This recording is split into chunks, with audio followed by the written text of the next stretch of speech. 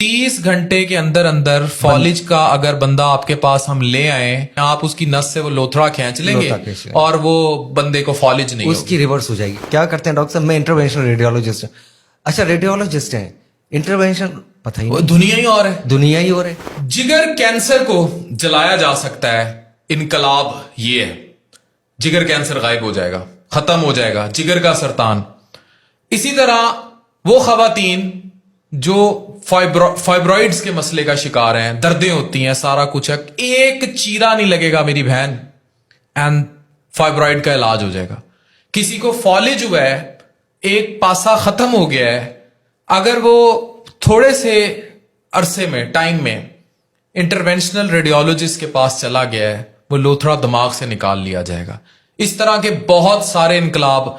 मेरे साथ मुल्क के मायानाज इंटरवेंशनल रेडियोलॉजिस्ट मौजूद हैं, डॉक्टर यूसुफ मेमन साहब। प्रोफेसर साहब से हम पूछेंगे, सर ये मौजे कैसे हैं? एक टीका लगाया, जिगर कैंसर गायब, फाइब्रॉइड चीजें, ये कैसे हो रहा है सब? Thank you very much doctor Afan, आपने मुल्तान बुलाया मुझे और मैं आया हूँ यहाँ पे। बड़ी खुशी हुई आपका टावर देखकर, and you are working great job. तो आपने मुझसे पूछा कि ये मुआवजा कैसे है। एक्चुअली मुआवजा इसलिए है डॉक्टर अफान कि हमारी जो मेडिकल जो सोसाइटी है उनकी भी अवेयरनेस काफ़ी कम है, और अनफॉर्चुनेटली ये तो बड़ी आम सी चीज़ है यूरोप और अमेरिका और इन कंट्रीज़ में। और इंटरवेंशनल रेडियोलॉजिस्ट का पता ही नहीं है हमारे मुल्क के अंदर। लोगों को बताते हैं कि आप क्या करते हैं डॉक्टर साहब? मैं इंटरवेंशनल रेडियोलॉजिस्ट हूँ। अच्छा, रेडियोलॉजिस्ट हैं, इंटरवेंशन पता ही नहीं, दुनिया ही और है, दुनिया ही और है। और उसके अंदर तो पूरा हेड टू टो इंटरवेंशन हो रही है, without surgery you are doing a lot of things.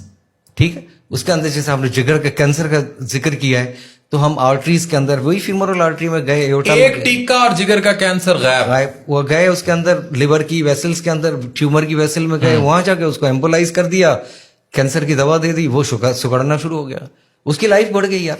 6 months उसकी एवरेज लाइफ है, ना करो कुछ तो then he can live for years.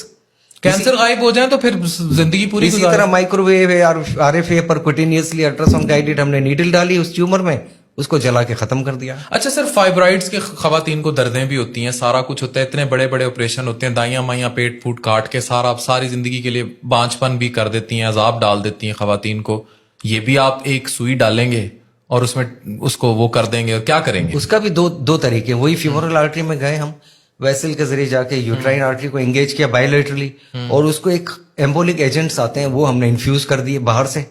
वो इन्फ्यूज किए, जो यूट्राइन आर्टरी सप्लाई कर रही है फाइब्राइड को खून, जब उसकी नरिशमेंट बंद कर देंगे आप, तो वो खुद ही सुकड़ना भी शुरू हो जाएगा और छोटा भी होना शुरू हो जाएगा, और आहिस्ता आहिस्ता वो छोटी छोटी गुटलियां रह जाएंगी, बाकी चीजें खत्म। उसे मेनोरेजिया है, ब्लीडिंग बहुत ज्यादा हो रही है, उसकी वजह से उसकी लाइफ डिस्टर्बेंस है, क्वालिटी ऑफ लाइफ नहीं रही है, और वो अनमेरिड है। वो यूट्रस निकालने के लोग कहते हैं उसको क्या होगा उस औरत का? बांझ हो जाएगी, लेकिन एक टीका बचा लेगा, एक टीका बचा लेगा, उसका यूट्रस बच जाएगा।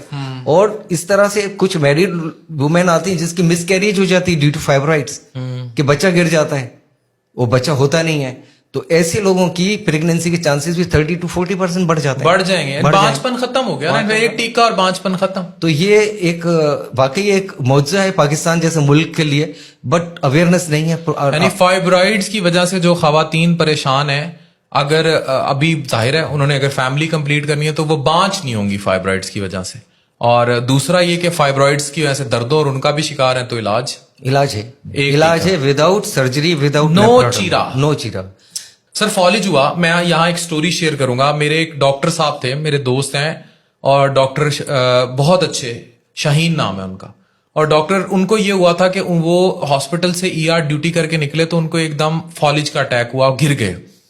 ये अब लोगों को नहीं पता था, वो लकीली इस्लामाबाद है। मुझे आज भी वो रात याद है जब हम उन्हें इस्लामाबाद उठा के ले गए, और विद इन 4 आवर्स उनका वो लोथड़ा निकाल लिया गया। आज वो शख्स fit and well and fine है। जबकि फॉलिज किसी को हो जाए तो फिर आपको पता है कि जब वो सारा इस्कीमिया हो गया, एक दफा वो दिमाग की वो डैमेज हो गई वो जगह, उसको जाहिर है ब्लड सप्लाई नहीं मिली, तो वो फिर पूरी जिंदगी के लिए वो अपाहज। ये मौजूदा कैसे करते हैं आप? ये तो डिसेबल, वो जिंदा तो है, लेकिन इसमें जो अगर मैलिग्नेंट इन्फेक्शन हुआ है उसे, पेशेंट विल डाई डेफिनेटली। हाँ, patient will die, this is second leading cause of death. कि अगर बहुत मैसिव लेवल पे और इंफॉर्मेशन अगर वो जिंदा भी बच जाएगा तो अपाहज जिंदगी है। भर अपाहज है। क्या करेंगे? कितनी देर में आपके पास हम बंदा ले आए फॉलिज वाला, तो आप तारों के जरिए नई जाके रिसर्च जो आई है उसके मुताबिक हमारे पास 30 आवर्स तक बंदा आ सकता है and then we can remove this. 30 घंटे के अंदर अंदर फॉलिज का अगर बंदा आपके पास हम ले आए, तो आप तार वो वायर के जरिए, लोगों को आम जबान में हम बता रहे हैं, आप उसकी नस से वो लोथड़ा खींच लेंगे लोथड़ा खींच लेंगे। और वो बंदे को फॉलिज नहीं होगी। उसकी रिवर्स हो जाएगी। अब उसका एमआरएस स्कोर होता है, उसका मॉडिफाइड रैंकिन स्कोर, कि उसकी 0 is normal, 1 is mild disability और focal disability, 2 is more, 3, 4 and 5 is the death. तो अगर फर्क करेंगे कोई 4 के ऊपर है और हमने उसका लोथड़ा निकाल दिया at the time of infarction और वो 2 पे आकर खड़ा होता है, तो this is better his life, कि उसका कम से कम लाइफ बच गई, कुछ उसकी डिसेबिलिटी कम हो गई। और अगर कोई 3 पर आया है और 0 पर आ जाता है या 1 पर आ जाता है, दिस इज ऑल्सो गुड। जरूरी नहीं कि 100% 0 पर आ जाए, लेकिन उसकी मॉडिफाइड रैंकिन स्केल जो है ग्रेजुअली डिक्रीज हो जाती है, तो वो हमने अपनी वी अचीव अवर सक्सेस।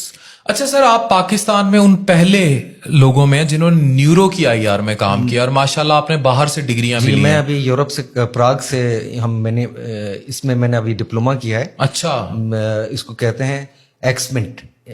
इसमें क्या, European examination in minimal invasive neurotherapy, तो ये मैं करके आया हूँ। तो सर ये न्यूरो में क्या क्या कर सकते हैं, यानी न्यूरोलॉजिकली जो अच्छा, ये तो आपने फालिज का जिक्र किया ना, ब्लीड हो जाती है ब्रेन में, हेमरेज हो गई। हेमरेज हो गई, कहते हैं ना हेमरेज हो गई, ब्लीड हो गया, तो उसकी भी यही है कि हम वेसल्स के जरिए जाकर वहां पर वेसल जो रप्चर होती है, जो फटी हुई नाड़ है उसे बंद कर देंगे। उस नाड़ को नहीं करते, उस नाड़ के ऊपर एन्यूरिज्म बना हुआ होता है, गुब्बारा की तरह फुली हुई होती है। अच्छा, बिल्कुल। उस गुब्बारे के अंदर कॉइल करके उसको हम बंद कर देते हैं, और बाकी अच्छा, जो सही। नॉर्मल वेसल Aneurysm खुली को। रहती है। अच्छा, बिल्कुल ठीक। इसी तरह एवीएम होते हैं ब्रेन के अंदर, उनको वेसल्स के जरिए जाके एम्बोलाइज कर देते हैं। सही है। इसी तरह जो आपका जो दूसरे कॉज होते हैं, एवी फिस्टुला होते हैं या ड्यूरल फिस्टुला होते हैं या मेनिंजियोमा होते हैं, बड़े बड़े मेनिंजियोमा हैं, हाँ, लोगों को मसले तो हो, वो बिल्कुल। ब्रेन खोल के वो करते हैं सर्जरी, हम उसको दिमाग नहीं काटना, एम्बुलाइज कर देते हैं। खोपड़ी उठा लेते हैं वो जो सर्जरी करते हैं, न्यूरो सर्जरी, ऐसा कुछ नहीं और है कि तारों के जरिए जाए। उसकी सर्जरी के टाइम पर इतनी ब्लीडिंग होती है कि वो बेचारे रोक नहीं पाते सर्जन।